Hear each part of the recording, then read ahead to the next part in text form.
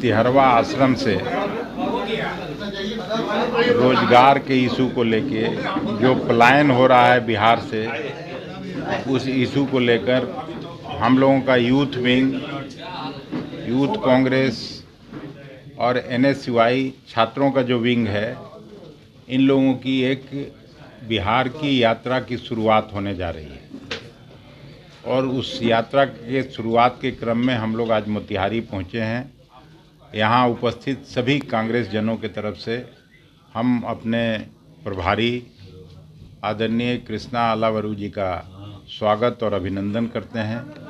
स्वागत अभिनंदन इसलिए कि मैं यहाँ 20 साल पहले यहाँ के आप लोगों ने मुझे संसद में भेजा था, उस नाते भी, और यहाँ जिला परिषद में हम लोगों के जिला अध्यक्ष की पत्नी अध्यक्ष हैं, उस नाते भी हम लोगों का फर्ज है इनका स्वागत और अभिनंदन करना। हम लोग आए थे नाश्ता करने के लिए, लेकिन ये नहीं मालूम था कि आप लोगों से रूबरू होना पड़ेगा। अब हम सीधे तौर पर उस यात्रा के बारे में अपने प्रभारी महोदय से आग्रह करते हैं कि वो आपको ब्रीफ। आज पलायन रोको नौकरी दो यात्रा बिहार यूथ कांग्रेस और NSUI के द्वारा निकाली जा रही है। यात्रा का मकसद है बिहार की जनता के मन में सवाल उठाना और सरकार से सवाल पूछवाना कि बिहारी से पलायन इतनी क्यों होती है, बिहार में नौकरियां क्यों नहीं मिलती, बिहार में पेपर लीक क्यों होता है, बिहार में अच्छी और सस्ती शिक्षा क्यों नहीं मिलती है, महंगाई इतनी क्यों है, भ्रष्टाचार से फ़ायदा किसको होता है।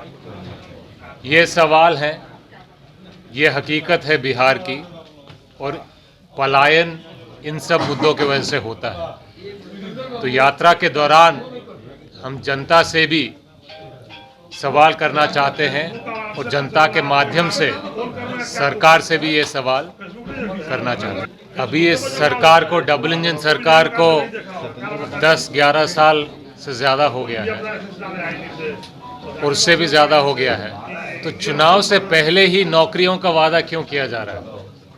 अभी तक तो नौकरियां दे दी जानी चाहिए थी और पलायन रोक दिया जाना चाहिए था।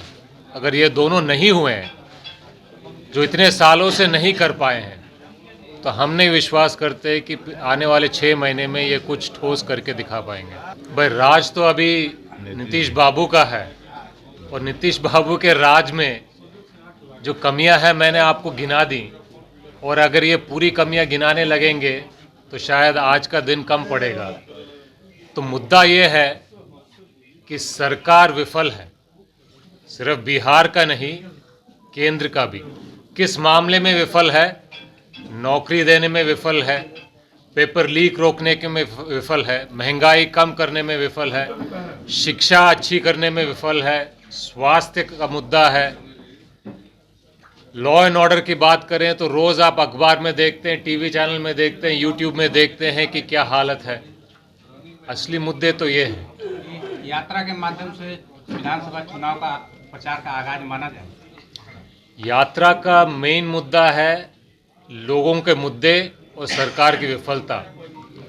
अब विधानसभा चुनाव आ रहे हैं तो उस समय पे हम चुनाव भी लड़ेंगे, लेकिन असली मुद्दों पे चुनाव लड़ा जाए। झूठ मूठ के मुद्दों पे, इधर उधर की बातों पे चुनाव का प्रचार ना किया जाए, ये हमारा मकसद है।